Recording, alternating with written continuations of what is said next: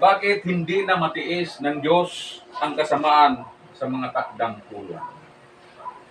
Nagtakda ang Diyos ng mga tamang takda ng panahon, pista, lahat nandoon sa Biblia. Nandito sa banal na kasulatan. Pero paano ngayon ginampanan ito ng tao sa paglilingkod sa Diyos? Verse 14, ipinagdaramdam ng aking puso ang iyong mga bagong buwan, ang iyong mga takdang kapistahan. Mga kabagabagan sa akin, ako'y pata na pagdadala ng mga yan. Pwede natin tanungin ang ating mga sarili bilang tayo'y naghahangad din na makasunod sa ating Diyos. Ang mga itinakdagbang mga alituntunin sa ating pag-aaral o sa mga simbahan na ating pinapasukan, alinsunod baga ito sa tamang kapanahunan at pitsa na itinakda ng Diyos sa kanyang mga kapistahan. Tulad ngayon mga kapatid, nalalapit na naman ang linting season o mahal na araw. Dito makikita natin bago dumating ang takdang panahon na ito, nagkakaroon po ng ayuno. Mamaya tatalakayin natin ang ayuno, ipagpatuloy muna natin sa talatang 15. At kapag kayong iginagawad ang iyong mga kamay, ito ang pag-worship natin. Aking ikukubli ang aking mga mata sa inyo. Bakit? Oo, pagka kayo'y nagsisidalangin ng marami, hindi ko kayo didinggin, ang inyong mga kamay ay puno ng dugo. Ang kamay ng tao gamit sa paggawa ng mabuti at masama. Sa 16, mangaghugas kayo, ito ang payo. Mangaglinis kayo, alisin ninyo ang kasamaan ng iyong gawa sa harap ng aking mga mata, mangaglikat kayo ng paggawa ng kasamaan. So dapat dito may mapansin tayo at dapat natin maintindihan kung ano ang kahulugan ng Sabat. Ang Sabat means rest. Amen? Tatanungin natin, saan tayo dapat magpahinga? Tayo rin ang higit na kakapatid sa ating sarili. Pagdating sa verse 17, mangatuto kayo magsigawa ng mabuti. Ito na yun. Inyong hanapin ang kahatulan. Inyong sakluluhan ang napipighati. Inyong hatulan ang ulila, ipagsanggalang ninyo ang mga babaeng bao. Noong panahon ng lumang tipan, mga tagapagturo at mga saserdote, mayroong binanggit din sa Isaiah ng mga sumusuray sa kalasingan ang mga sulti galing sa mga bahay ng mga tao. Ito ba'y hangarin, mailigtas yung babaeng bao o lingonin yung babaeng bao o pinagsasamantalahan itong mga babaeng bao. Kaya nabanggit dito, sakluluhan natin ang mga napipigati. Inyong hatulan ang ulila at pagsanggalang ninyo ang babaeng bao. Mabuti na lamang po sa ating samahan, mga ilan lang kayo dito mga bao. Amen? Kaya ang sabi ng propeta Samuel, may napansin ako doon sa kanyang talata na ibinigay. 1 Samuel 15:22, punta natin. Ang sabi dito, at sinabi ni Samuel, nagtataglay kaya ang Panginoon ng napakadaling pagkatuwa sa mga handog na susunugin at sa mga hain? Nagaya sa pagsunod ng tinig ng Panginoon. So dito sa una nating nabasa, ayaw ng Diyos dahil kumpleto siya. Sa Kanya lahat ng mga bagay, mga hayop lahat. Kaya na itanong ni Propeta Samuel, sabi dito, nagtataglay kaya ang Panginoon ng napakadilang pagkatuwa sa mga handog na susunugin at sa mga hain, na gaya ng pagsunod ng tinig ng Panginoon? Question mark. Narito, sabi. Ang pagsunod ay maigi kaysa hain at ang pagdinig kaysa taba ng mga tupang lalaki. Ano ang itinuturo? Total obedience po. Saan tayo susunod? Sa mga katusan at palutuntunan ng Diyos. Di po ba? Kaya napakahalaga po na ating matunghayan o matutunan at mahanap natin sa banal na kasulatan ang talagang tunay na ganap ng mga turo. Sapagkat ang tanong, nandito. Ang sagot po, nandito. Kaya nga binanggit sa talata, search the scripture. Sa Josue 1:1, dinidilihin mo ang aklat na iyong araw. Amen? Sa 58:3 ng Isaias, ganito rin ang sinasabi na inanong ko kanina tungkol sa ayuno. Dahil nalalapit na ang panahon ng Lenten season. Balikan natin ang 58 ng Isaias. Mula tayo sa chapter verse 3 hanggang sa mga sumusunod. 58 verse 3, ganito ang sabi dito. Ano't kami nag-aayuno? Sabi nila. At hindi mo nakikita? Ano't aming pinagdadalamhati ang aming kaluluwa? At hindi mo napapansin? Narito, sa karawan ng inyong pag-aayuno ay nasusumpungan ninyo ang inyong sariling kalayawan. At inyong hinihingi ang lahat ninyong gawa. Verse 4, narito, kayo'y nangag-aayuno para sa pakikipag-alit at pakikipagtalo at upang manakit ng suntok ng kasamaan, hindi kayo nag-aayuno sa araw na ito upang inyong iparinig ang inyong tinig sa itaas ng tunay na pagsisisi. Wala dito sa karagtong ito. Pero alam ko, o nauunawaan ko, ang ibig sabihin. Talikdan natin ang mga gawa natin. Sa verse 5, iyan baga ang ayuno na aking pinili. Ito ang sinabi ng Diyos kay Propeta Isaias na kanyang ipinahayag. Yung baga ang ayuno na ating pinili, question mark, ang araw na pagdalamhatiin ng tao ang kanyang kaluluwa, ito ang ginagawa ng tao. Ang iyo ko ang kanyang ulo na parang yantok at maglatag ng magaspang na kayo ng abo sa ilalim niya. Iyo bang tatawagin ito na ayuno at kalugod-lugod sa araw ng Panginoon? Puro question mark.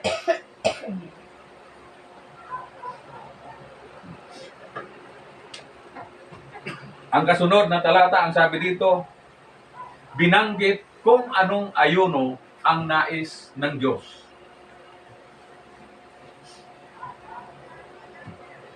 Basahin natin ito, pakinggan natin ito,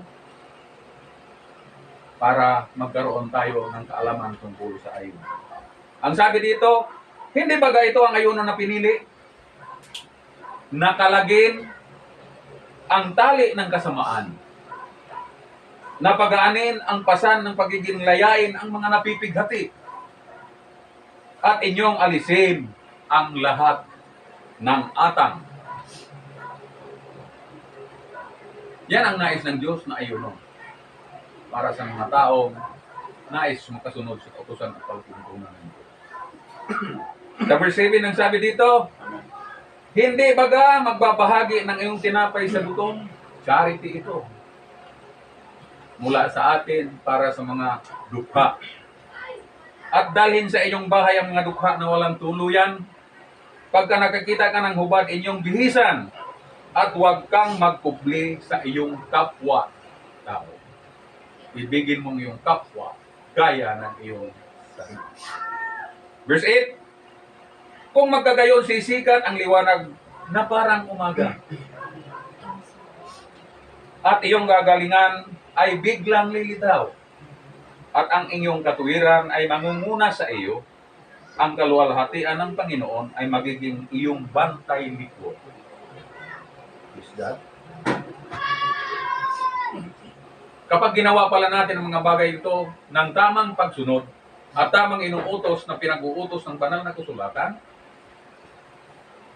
tayo pala ang magkakaroon ng kalwalhatian mula sa Panginoon at hindi tayo hihiwalayan at maliging atin siyang bantay sa ating likod. Amen? Sa verse 9, kung magkagayon tatawag ka, at ang Panginoon ay sasagot. Hindi katulad ng mga una nating pagbasa. Ayaw na niya ng mga tao. Turiti na siya sa pakikinig. Sapagkat hindi ayon sa kalooban ang mga ginaganap, pagsamba at paghandog at pagluluwal natin. Kaya dito magkagayon tatawag ka at ang Panginoon ay sasagot. Ikaw ay dadaing at siya'y magsasabi, narito ako. Kung iyong aalisin sa gitna mo ang atang at ang pagtuturo at ang pagsasalita ng masama. Mahirap, madali ang requirements ng Diyos.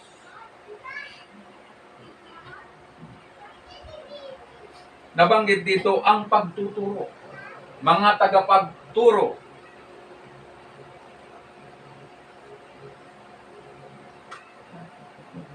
Sa verse 10, at kung magmagamanang loob ka, magandang loob ka, charity,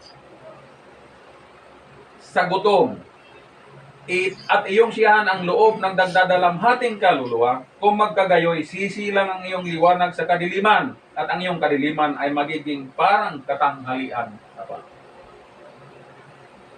11, at papatubayan ka ng Panginoon na palagi. Tingnan mo yung mga gumagawa ng mabubuting bagay. Papatnubayan ng Panginoon palagi at sisiyahan ang loob ng iyong kaluluwa sa mga tuyong dako at palalakasin ang iyong mga buto. At ikaw ay magiging parang halamang na dilig at parang bukal ng tubig na ang tubig ay hindi nagliligas. So ang blessing ng Panginoon kapag pala tayo sumunod, hindi naglilikas. Well, at sila'y magiging iyo ay magtatayo ng mga dating sirang dako.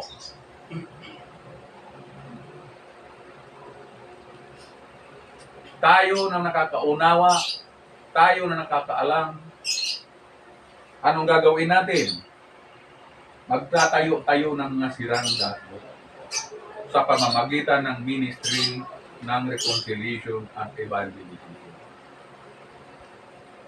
Tayo yung binanggit kanina sa talata ng mga nalapit.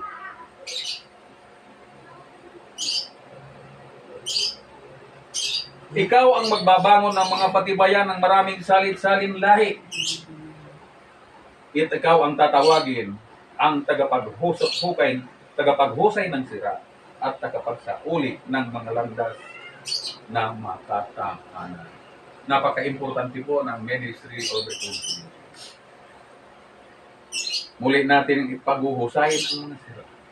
I-reconcile natin naman ang balik ang tao sa Diyos. Amen? Kung iyong iuurong ang iyong paa sa Sabat, babala ito po mga kapatid. Sa paggawa ng iyong kalayawan, ating banal na kaarawan, at ang iyong tawagin ang Sabat na kaluguran at ang iyong banal na Panginoon na marangal, at iyong parangalan na hindi kalalakad sa inyong mga sariling lakad, ni hinahanap ng iyong sariling kalayawan, ni nagsasalita ng iyong sariling salita. Isa ito na ibinigay sa atin na kahulugan ng Sabat. Anong gagawin? Hindi tayo uurong sa panahon ng Sabat. Saan tayo dadako? Hindi tayo lalakad ng ating sariling dako. So dito maliwanag na kinakailangan ipangilin natin ang araw ng Sabat sa Panginoon. Sapagkat ito'y kapahingahan. Amen? Kaya nga, pinabanal niya ang ikapitong araw.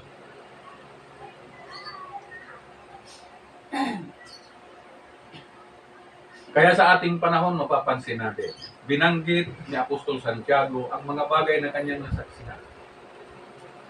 Puntahan natin ang bagong tipan, Santiago,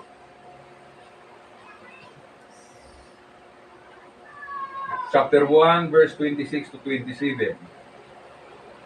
Ganito po ang ating mababasa. Ito ay paalala, mga kapatid. Ang sabi dito, kung ang sino man ay nag-iisip na siya relihiyoso, samantalang hindi pinipigil ang kanyang dila, kundi dinadaya ang kanyang puso, ang relihiyon ng taong ito ay walang kabuluhan. Maliwanag po ang ating pagbasa. Verse 27, ito ang dalisay na relihiyon. Ang walang dungis sa harapan ng ating Diyos Ama ay ito, dalawin ang mga ulila at ang mga babaeng bao sa kanilang kapighatian. Binanggit ito sa lumang tipan. At pag-ingatang walang dungis ang kanyang sarili sa sanlibutan. Kaya kung maghahain tayo at maghahandog, katulad ng napag-aralan natin kahapon, sa Roma, 12:1 yun, pakibuksan natin.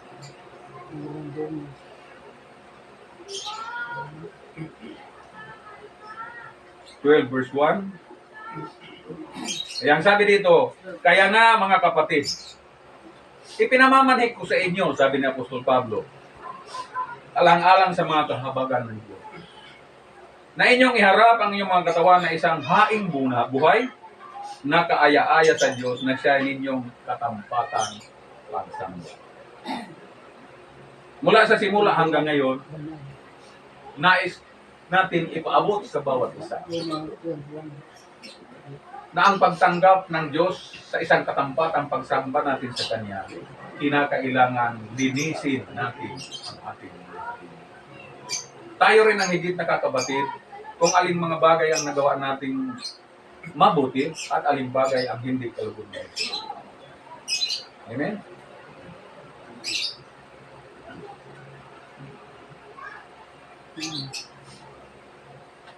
Isa pang talata, mga kapatid, Mateo 15:8-9.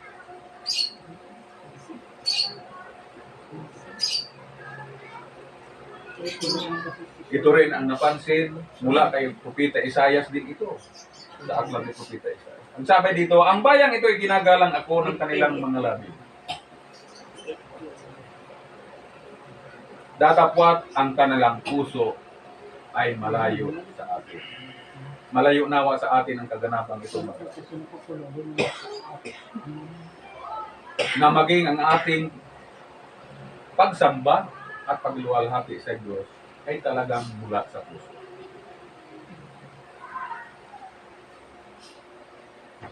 Sanayin, sabi dito, datapwat walang kabuluhan ang pagsamba nila sa akin na nagtuturo ng kanilang pinakaaral ng mga utos ng mga tao. Man-made doctrine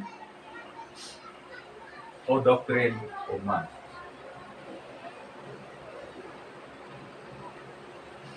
Kaya, sa ating pagsunod, mga brothers and sisters, mayroon tayong basihan, batayan, guide, kung paano tayo makasunod. Walang ibang guide natin sa ating pagsunod, kundi ang banal na kasulatan. Kumplito po. Naandyan ang puna, naandyan ang sagot, naandyan ilinalahad din ang mga mali na ating ginagawa. Kaya aralin natin ang banal na kasulatan. Tulad ng hinabili niya kay Josue, na sinasabi niya, dilihin mo ang kasulatan ng aral. Amen? Last verse, sa Colosas 2:18-22.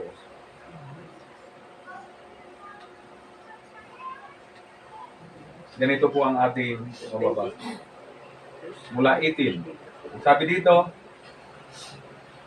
sino man ay huwag manakawan ng gantimpala sa iyo sa pamamagitan ng kusang pagpapakababa at pagsamba sa mga anghel. Ito yung mga maling pagsamba. Na manatili sa mga bagay na kanyang nakita, na magpalalo ng walang kabuluhan sa pamamagitan ng kanyang akalang ukol sa laman. 19, ang hindi naggugupit sa ulo sa kanyang buong katawan na inilaalay ng kalakip sa pamamagitan ng mga kasukasuan at ng mga litid ay lumalago ng paglagong mula sa Diyos. 20, kung gayoy nangamatay na kalakip ni Kristo mula sa pasimulang aral ng sanlibutan. Namatay na ba tayo sa pasimulang aral ng sanlibutan? Amen. Bakit? Nawaring kayo na nabubuhay pa sa sanglibutan, kayo'y nangangasakop sa mga talatuntunan. 21, gaya ng huwag lumampot, ni huwag lumasap, ni huwag humipo. Ito yung tinatawag minsan ng bata ako, sabi ko dito, mga delicious belief that cannot be proven correct. False belief not cannot be proven correct. 22, ang lahat ng mga bagay na ito ay nangasisira sa paggamit ayon sa mga utos at mga aral ng mga tao. Mawawala ang langit at lupa, ngunit ang salita ng Diyos ay nakatili magpareho. Kaya ito po mga kapatid, ang ilan sa ating naibahagi sa umatang ito. Kapasalamat po ako sa Diyos sa patnubay ng kanyang banal na Espiritu na ipinalala sa bawat isa sa atin ang mga ating natutunan sa ating paghahanap sa banal na kasulat. Isang magandang umaga, happy birthday. Sa Diyos ang pinakamataas na papuri. Maraming salamat.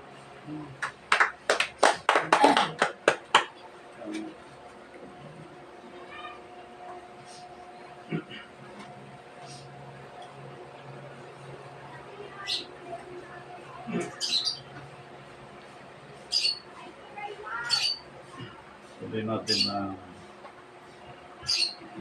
pagtatalakay na sa banal na kasulatan. Malinaw ang scripture by scripture. Pagtuturo. At dito sa ating lakay ni Pastor Armando ay napakahalaga sa aral na ang basihan po walang iba ang banal na kasulatan.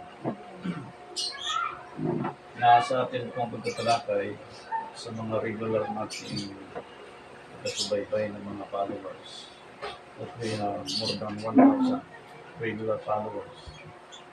At yung mga unregular na 241,000 more than.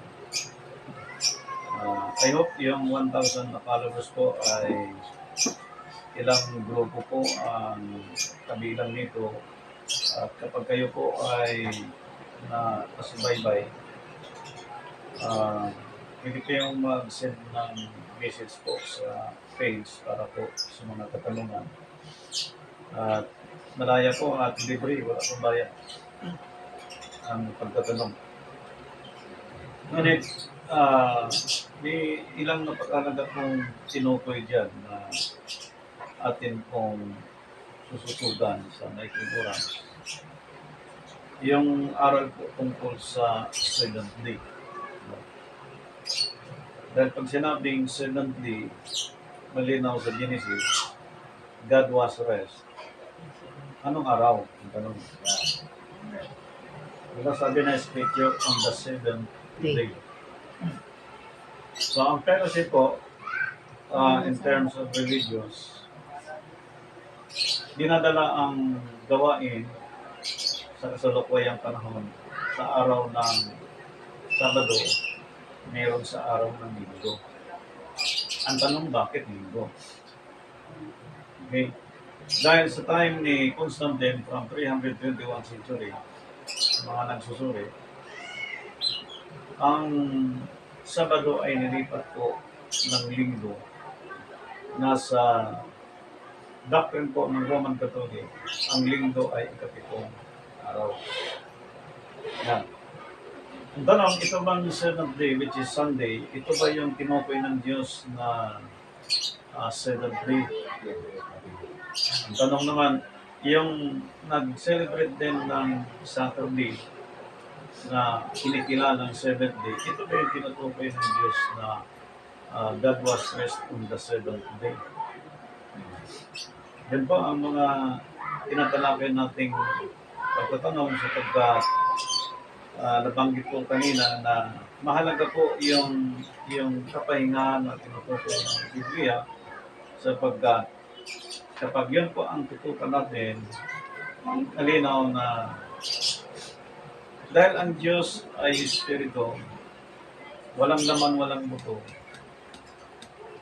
Ang nakita nalarawan, walang iba, ang kanyang bugtong na anak.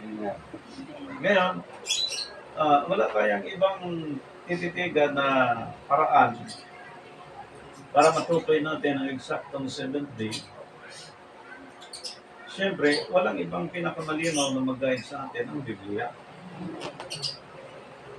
Ngayon, bago si Kristo, nagkaroon po ng pagpapakita literal sa time natin bago ang New Testament. Ito po ay nagkaroon na rin ng propesya si Propeta Daniel kung paano po sinulat niya in chapter 9 verse 27. Ibalikan muna natin yung scripture na yan. Praise the Lord. Basahin mo. Mm. Ganito po ang nakasaad sa Daniel 9, chapter 9, verse 27. Ang sabi dito sa Tagalog, at pagtitibay niya ang tipan sa marami sa isang sanlinggo, at sa kalahati ng sanlinggo ay kanyang ipatitigil ang hain at ang alay. At sa pakpak ng mga kasuklam-suklam ay paruroon ang isang maninira. At hanggang sa wakas, at pagkapasya ng ay mabubuhos ang buot sa maninira. Ngayon, may propesya na ang pasya ng Diyos, mabubuhos ang pasya ng Diyos doon sa mga maninira. Yan na. Ngayon, doon sa isang linggo at kalahati ng isang linggo, binanggit kayo na po sa pagtatalakay. Ang daming scripture sinabi po, napakalino, di ba? Na pinatitigil na ng Diyos dyan sa Daniel chapter 9, yung mga hain. Okay? Yung mga ethnobilis, mga ancient people, traditions of men, from the Old Testament up to the present, if you are in Christ, kasama po yan sa binanggit na ipinatitigil na po. Yung habak, yung mga anting-anting, mga alimat, lahat po kasama po yan na pinapitigil. Yan na. Ngayon makikita natin na doon sa isang linggo at kalahati ng isang linggo para matukoy natin ang eksaktong 7th day na itong binanggit nating Sabado at Linggo na tinutukoy nilang 7th day na ang tanong, ito ba yung sinasabi ng Diyos na nagkahinga ang Diyos sa itong araw? Sabado ba yun? O Linggo ba yun? Amen. So, sa mga Bible scholar ko, hindi nila ma-determine na talagang sinabi ng scripture na ito ay ikapitong araw, yung linggo, o kaya ang Sabado ay ikapitong araw. Ngayon dito sa pinaliwanag ni Propeta Daniel, isang linggo at kalahati ng linggo, in terms of salvation and redemption, walang ibang nagpapatigil sa lahat ng mga gawain laban sa kalooban ng Diyos. Walang iba pagdating ng Savior. Ibig sabihin, ang lahat po ng practice from the Old Testament sa ating mga ninuno, lahat yun ay hindi nakalugod sa Panginoon. That is why we need Savior. So pagdating ng Savior, pinatigil yun. Kaya ang tanong, lahat ba yan ay tinigil na ng tao? Okay. Doon sa isang linggo at kalahati ng isang linggo, babalikan natin. Ang dalawang linggo na ipinakita sa time natin sa working days from Monday to Sunday, na ang Sunday po ay 7th day. Okay? Na ang kalahati noon ay which is today. Isang linggo at kalahati ng isang linggo. So sa religious naman, dineclare po na ang Sunday ay first day of the week. Ang 7th day noon ay Sabado. Ang kalahati noon ay Miyerkules. Sa magkatuwid, ang perfect Sabbath sa time natin, under Lucas chapter 6 verse 5, I am the Lord of Sabbath, which is our Lord Jesus Christ, the image of the Father, amen, na ang 7th day ay Miyerkules, ang first day of the week ay Huwebes.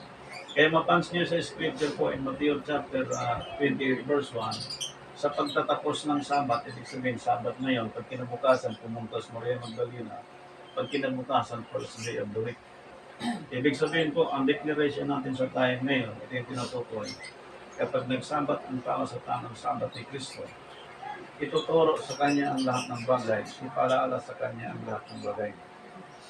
Pero kapag hindi natin nasundan ang Sabat ni Kristo, at first day of the week ni Kristo, hindi niya ituturo ang lahat ng bagay at ipaalala ang lahat ng bagay sapagkat Si Kristo lang ang pinaka-mechanism, lalo na po pagdating sa ating time, which is the spirit time, dispensation, na ang patunay na bakit po talagang hindi natin ito makuha sapagkat meron ng 42 tribes na nabihag na po. Tingnan natin ha kung paano ito sinulat ni Apostol Mateo. Okay, tingnan natin. Sa aklat po ng Mateo in chapter 1, verse 17. Okay. Ito po ang 17. ito po ang ating mababasa sa kabanata 1 ng Mateo, talatang 17. Magsisimula po tayo. Sa magatuwid, ang lahat ng mga salit-saling lahi buhat kay Abraham hanggang kay David ay 14 na salit-saling lahi. At buhat kay David hanggang sa pagkadalang bihag sa Babylonia ay 14 na salit-saling lahi. At buhat sa pagkadalang bihag sa Babylonia hanggang kay Kristo ay 14 na salit-saling lahi. Yan. Pag kinompute natin, mayroong 42 tribes. So, from Abraham to David, 14 tribes. David to Babylon, 14 tribes. Babylon to Christ, 14 tribes. So, ilang 14 yun? Tatlo. Okay? Sapagkat ang pre-dispensation of time, first dispensation of the Father, which is 14 tribes, at pagdating sa sonship dispensation, another 14 tribes, at pagdating ng spirit dispensation, another 14 tribes, which is 3 tribes, which is every tribes is 14 tribes. Ang lahat po ay bumibilang ng 42 tribes. Yan na. Ngayon, ang ipinakita dyan from Babylon to Christ. So, yung mga Kristiyano or Christ believers, if we talk Babylon, ang Babylon ay tinukoy sa Revelation, mother of harlot. Pag sinabing mother of harlot, meron siyang mga anak. At yung mga anak nito, sino ito? At yung nanay dito, kung sino dito. Ngayon, itong mother of harlot na ito na binanggit sa Revelation, ito yung tinatawag na ina ng patukot. So medyo pangit pakinggan pagka gamitin yung word na patutok, sapagkat ito po ay para siyang prostitute. Okay? Na kung sino-sino yung mga lalaki ang pinipick up nito, nasa time natin kung ano-ano mga doctrine na pinipick up natin from America, from Latin words, from Aramaic, from any preachers under Seven Church of Ages, kung sino yung nilagay ng mga propeta, pick up. So sa atin po, directly, based on the scripture, sinisikat natin na from Babylon, which is tayo po ay naging hintil sa nagdaan, walang people, walang Diyos, walang pag-asa, di kabagi sa bansang Israel. Pagtanggap natin kay Kristo, lahat ng itong binabanggit sa Scripture na kailangan magpahinga ang ating tao, ibig sabihin mula sa masamang gawa, sa maling doktrina. Pagtanggap natin kay Kristo, wala na sa atin yung paniniwala natin sa Babylon, yung aral sa Babylon. Okay. Ngayon, tingnan natin po para makita natin, binanggit natin ito dito sa panahon ng Old Testament time. Kaya, merong binanggit sa Scripture, babalikan natin yan mamaya, pupuntahan mo natin yung 2 King chapter 16 verse 20. Yan, para po makita natin kung paano po binigyan ng sama ng loob si Haring Hezekias, hari ng Juda, laban sa ibang hari.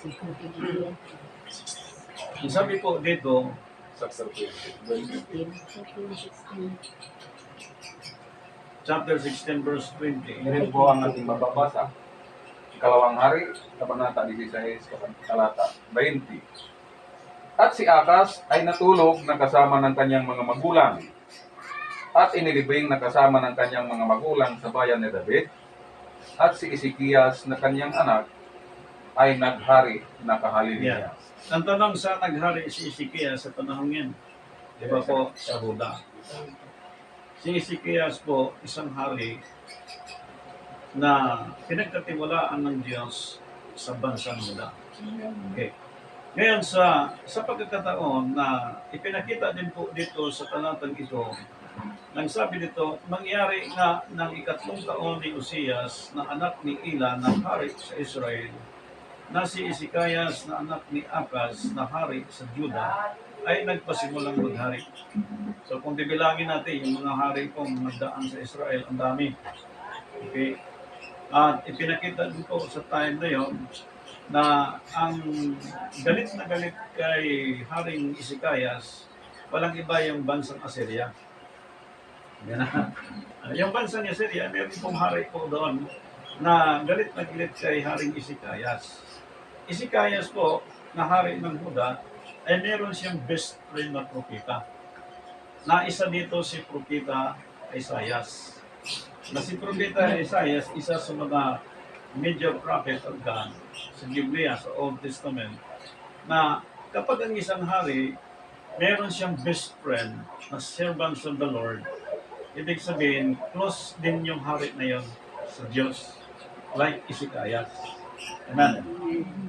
At naalala natin sa scripture, dito mababasa natin, na nung nagkasakit si Ezekias sa haba ng kanyang panahon, ng kanyang termino sa pagiging hari ng Huda, pinuntahan siya ng isang propeta na ngayon mamamatay ka na.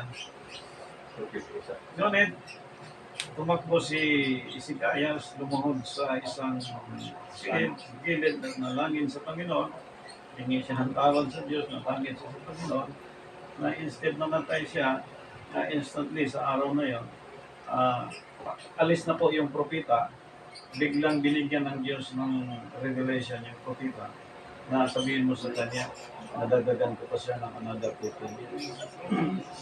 Di ba po, nangyari kay Haring Ezekias. So, ibig sabihin, kapag meron kang best friend na naglilingkod sa Panginoon, naniwala ka na siya ay lingkod ng Diyos, ikaw, hari, huwag kang hihiwalay doon sa best friend mo yun. Sapagkat, yan lang ang pinakamaganda sa time natin. If we talk Sabbath of Christ, ibig sabihin, pagsunod sa tamang aral, kinakailangan ang pinaka-best friend natin si Jesus Christ, number 1, and then yung kanyang mga apostol, ang kanyang mga propeta. Nasa time natin, ang Biblia, ang pinakasandigan ngayon natin, kung paano tayo makakalag from Abraham to David, David to Babylon, Babylon to Christ. So pag sinabing Babylon po, mother of harlot, ano yan? Generation pong pinag-uusapan yan. Pero, may sunusan ng Diyos. Okay, dito muna tayo. Ngayon, dito sa pangyayaring ito, si Haring Ezekias, galit na galit sa kanya ang hari sa Assyria. Ang tanong, bakit kaya? I-summarize ko lang po kasi sa mga Bible scholar, medyo kabisado talaga nila ito. Galit na galit yung Assyria kay Haring Ezekias sa time niya. Ang tanong, paano natalo ang Assyria na bansang ito at sinong nakatalo sa kanila? Di ba po ang Chaldean? Yung nations of Chaldean. Yung king ng Chaldean, yan po ang nagwasak sa bansa ng Assyria. Ang tanong, ang Chaldean din po pa ay natalo din sa labanan. Natalo din ang nagwasak po sa Chaldean, ang mga Kaldiyo ay mga Persia or Persian. So ang tanong, ang Persian din ba ay nanatili, hindi ba nawasak ang kanyang bansa? Nawasak din dahil nung namatay na ang mga leader ng Persia na napakagaling. Okay, ay ko lang banggitin. Hindi na po pwersado ang kaharian yon na ang nagtalo din sa kanila ang mga Kaldiyo din. Ibig sabihin, every time na natalo ang isang bansa, pinag-aaralan nila kung paano sila mananaig next war. Kaya ngayon sa time natin, bawat bansa may mga preparation Ngunit pagdating sa scripture, ang mga hinanda nilang mga almas, hindi na siya pwedeng gamitin sa time ng last time or spirit time. Sapagkat may kingship time, may implementation ang Diyos ng kanyang wrath. Pag sinabing wrath, galit yun. Okay. So, every nations ay may preparation like Persian, Assyrian, and Chaldeans. Now, babalikan natin yung Matthew chapter 1. Ilan yung nabihag? Abraham to David, 42 tribes. David to Babylon, 42 tribes. Babylon to Christ, 14 tribes. So lahat yun ay 42. So yung 42 number, hahanapin natin bakit lumabas yung 42 number na yun. Na bakit nabihag ang Babylon. Okay? Bakit nagbihag sa time ni David, maging sa time ni Abraham? Na pagdating kay Kristo, dapat hindi na tayo bihag. Kasi malaya na tayo eh. Inubos na tayo ni Kristo. Okay. Tingnan natin yung 42 kung saan nagsimula yan. Tingnan natin ha. Balikan natin yung Levitico chapter 23. Kita natin yung kalagahan na yung 42 tribes na yan. Yung sekreto po na solusyon doon sa Levitico chapter 23. 23. Ngayon, binanggit po dito sa talata, chapter 23, ayon po dito sa verse 4, sa paliwanag po dito, ito ang mga takdang kapistahan sa Panginoon ng mga banal na pagpupulong na inyong itatanyag sa takdang panahon.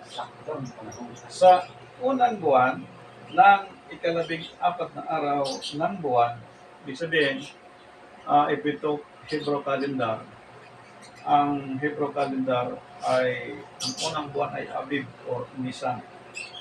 Ngayon, binanggit dito, ang unang buwan ng ika-14 na araw ng buwan sa paglubog ng araw ay Pasko sa Panginoon. So, yung first month of the year, sa ika-14, tatawagin siyang Pasko sa Panginoon. So, what is the meaning of Pasko or Passover? Birth, death, and resurrection. Ay sino bang pinanganak ni Mary? Yung Savior natin. Sino ba yung pinatay? Yung Savior natin. Sino ba yung nabuhay maguli? Yung Savior. Iyon ang salitang Pasko o Passover. Okay. 14, hindi po siya 15. Okay. Verse 6. Ang ika-15 araw ng buwang iyan ay kapistahan ng tinapay na walang libadura sa Panginoon. Itong araw nakakain kayo ng tinapay na walang libadura. Kanino binigay ng Diyos yung 7 days fast? Di ba kay Moises? Ibig sabihin yung Pasko means birth, death, and resurrection. Si Kristo po ay nag-Passover sa Old Testament ng ika-14. Ang Israel nag-celebrate ng 7 days magmula sa ika-15 araw. Bilangin nyo ha. 14 si Kristo. Ang Israel, 15, 16, 17, 18, 19, 20, 21. Ilan na yan? Ha? 3 weeks. 7 araw. 7 days eh. Amen. From 14 to 21, which is 7 days. Okay. 7 days plus 7 days equals 14. Yan ang kay Christ. Ang Israel nag-start ng celebration sa pizza 15 sa 7 araw. So, bilangin niyo. From 14, 15 to 21, ilang araw? 7 days. Okay, 7 days. 21 plus 21 equals? 42. Yun. Yan ang 42 tribes na nabihag from Abraham to David, David to Babylon, Babylon to Christ. Yung 42 tribes, mga kapatid, yan yung nabihag from the Old Testament up to Christ sapagkat sa time natin ngayon, maraming Christian na bit-bit pa rin ang traditions of men na hindi talaga siya nakalabas sa sistema ng Babylon. At kailanman hindi naramdaman nila yung rest, spiritual, physical, and material sapagkat ang tao ay hindi nakalaya sa pagkabihag. So, we need to across from a Babylon doctrine which is spiritual in our time from 1521 century. So by the grace of God, by the gospel of grace and gospel of the kingdom, ang lahat na kay Kristo, kinakailangan makasunod kay Kristo. Amen. Amen. Ngayon, ang kalayaan na pinakita from Christ up to the present. Tingnan mo yung scripture sa Matthew chapter 1 verse 17. From Abraham to David, 14 tribes. Matthew chapter 1 verse David 17. to Babylon, 14 tribes. Babylon to Christ, 14 tribes. Ngayon, pagdating sa Passover, especially the Christians, tanong, kailan ang ating Passover? Tuwing may kasal, tuwing may binyag, every quarterly. Ang tinuro ng Scripture, Exodus chapter 13 verse 10, taon. Ibig sabihin, bakit mo gagampanan ng taon-taon?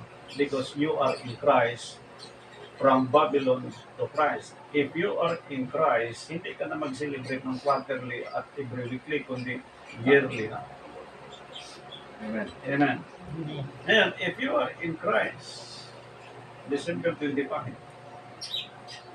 hindi declaration ng Biblia, kundi declaration ng Babylon. But if you are in Christ, hindi ka nasusunod sa declaration ng Babylon. If you are in Christ, hindi ka na magre-rest ng araw ng linggo o sabado, kundi Miyerkules ayon sa Daniel chapter 9 verse 27. If you are in Christ. Amen. No. If you are in Christ. If you are in Christ, hindi ka na babalik sa sistema ng traditions of men. Like Hezekias na dumating ang punto na siya ay nagkaedad at nagkasakit siya at nakita niya ang kanyang pagsiserve sa Judah na mula sa kaayusan at may best friend siyang propeta na napalapit siya sa Diyos at nung time na sinabing mamatay ka na, nakita ni Hezekias sa kanyang sarili na pakinggan pa rin siya ng Diyos na hindi ginawa siyang mabuti sa harapan ng Diyos at sa kanyang mga lingkod. Amen. Ganon din po sa time ngayon.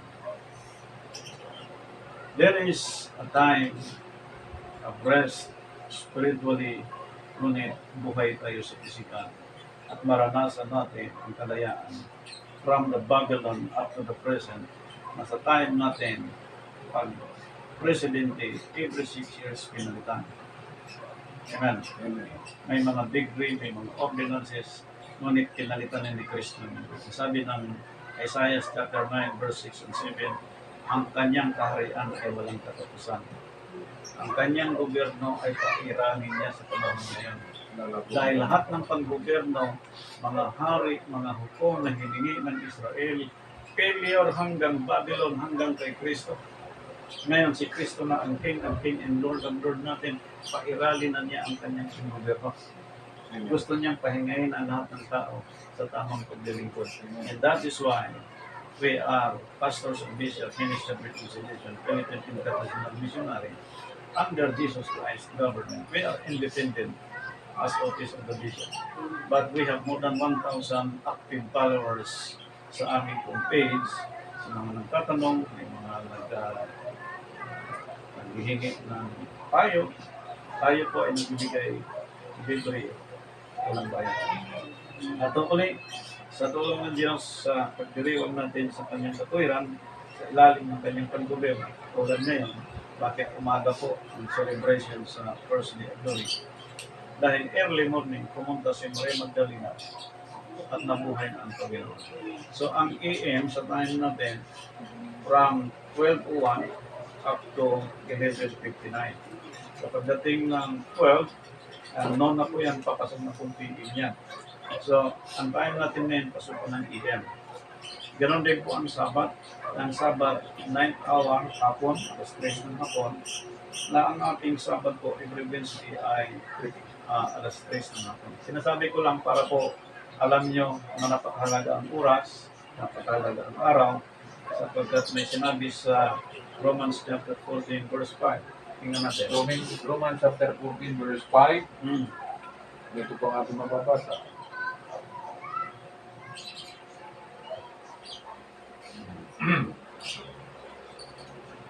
May nagmamahal ng isang araw ng higit kaysa iba. May ibang nagmamahal sa bawat araw. Bawat isa ay magtibay sa kanyang sariling pag-iisip. Lahat ng araw, mahalaga. Ngunit, may isang araw na kailangan doon ka magtibay. Anong araw yun? Araw na ang naghayag ang larawan ng Diyos. Amen. Araw ng kanyang kamatayan, araw ng kanyang pagkabuhay. Kaya ang tanong, balikan natin kanina, paano po bumagsak ang Assyrian? Yan na. Sa paliwanag po dito, ipinakita po na merong lumusob sa kanila po yung mga Kaldiyo, at paglusob sa kanila, natalo din ang mga Assyrian. Assyrian, Syria, Chaldean, lahat yun walang koneksyon sa mga kaibigan ng mga propeta ng Diyos. At the same time, ang kanilang leadership hindi po nakaangkop sa instruction ng Diyos. Liban kay Isikayas, hari ng Juda, at may mga discipline ng mga propeta. Amen. Amen.